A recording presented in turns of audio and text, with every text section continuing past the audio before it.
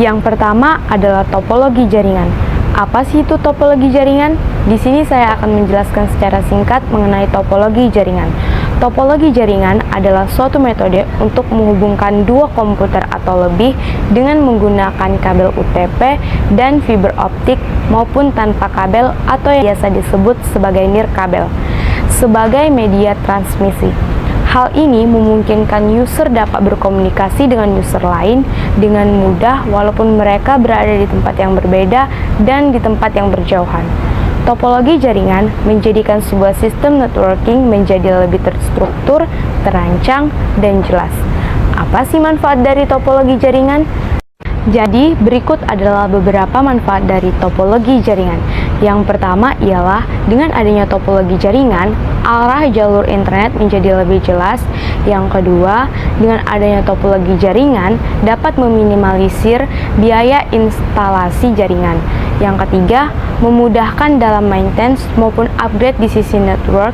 Yang keempat, memudahkan penggunaan menjadi sangat mudah di sisi user. Topologi jaringan bus. Topologi jaringan bus merupakan topologi jaringan yang pertama kali digunakan untuk menghubungkan komputer. Media transmisi yang digunakan dalam topologi jaringan bus berupa kabel yang panjang dengan beberapa terminal. Setiap terminal akan terhubung ke masing-masing komputer dan pada ujung kabel diakhiri dengan satu terminator. Topologi jaringan ini memiliki resiko yang sangat besar. Resikonya ialah tingginya potensi tabrakan data hingga jaringan tidak dapat berfungsi jika ada komputer yang rusak. Beberapa karakteristik dari topologi jaringan bus. Yang pertama, biaya yang mudah dalam instalasi.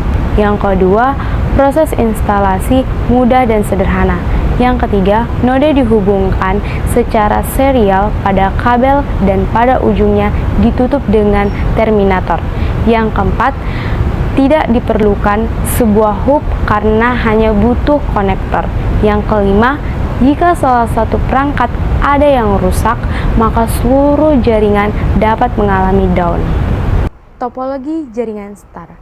Topologi jaringan star ini berbentuk sama seperti bintang, dengan hub sebagai media penghubung ke setiap perangkat komputer.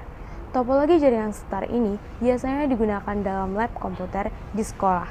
Beberapa karakteristik dalam topologi jaringan star ialah yang pertama, semakin banyak perangkat user yang terhubung dalam suatu hub, maka kinerjanya akan menurun. Yang kedua, setiap perangkat user akan berkomunikasi langsung dengan hub. Ketiga, topologi star mudah untuk dikembangkan. Yang keempat, kabel UTP sebagai media transmisi dalam topologi jaringan star. Topologi ring. Topologi ring digunakan dalam jaringan dengan performa yang tinggi karena membutuhkan bandwidth yang besar. Pada topologi ring, masing-masing titik memiliki fungsi sebagai repeater. Beberapa karakteristik dalam topologi ring. Yang pertama, titik-titik dihubungkan secara serial.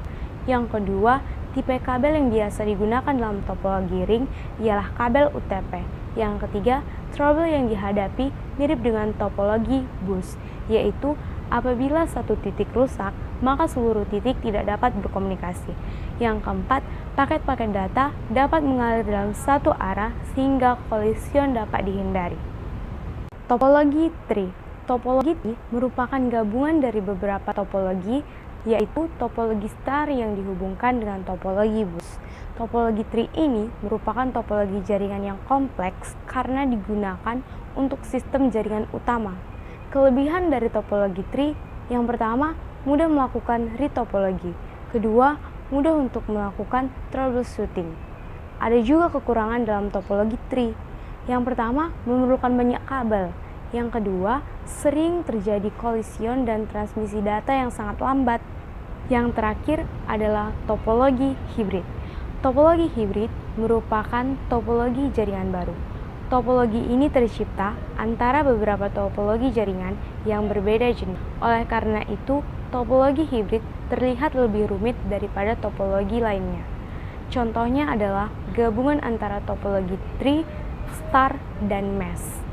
Ada beberapa kelebihan dalam topologi hibrid, yaitu jika salah satu titik mengalami gangguan, tidak akan memengaruhi kinerja titik yang lain. Kemudian, kecepatan transfer data lebih cepat daripada topologi jaringan lainnya. Kemudian, dapat diterapkan untuk berbagai lingkungan jaringan berbeda. Juga beberapa kekurangan dalam topologi hibrid. Yang pertama, memerlukan biaya yang cukup mahal. Yang kedua, proses pengolahan yang cukup rumit. Yang ketiga, instalasi dan konfigurasi yang rumit.